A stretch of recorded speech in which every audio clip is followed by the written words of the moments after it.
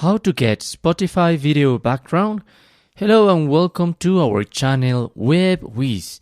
In this tutorial I'm going to show you how to get Spotify video background, so please watch till the end to properly understand the tutorial.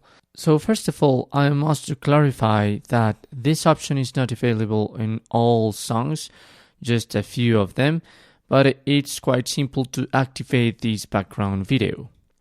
So this is a good example of it. I have this song whose name is New Gold from Gorillaz.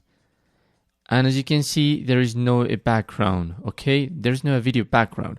So what I can do is go to my profile, and here in playback, now I have an option at the end whose name is Canvas. So Canvas displays short looping visuals on tracks.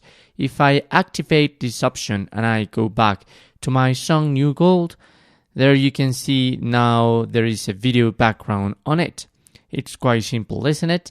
If you don't want to activate this setting, perhaps it's consuming a lot of mobile data, you must go back to your settings and deactivate this Canvas option. So this is it. This is how you can get Spotify video background. Thanks for watching.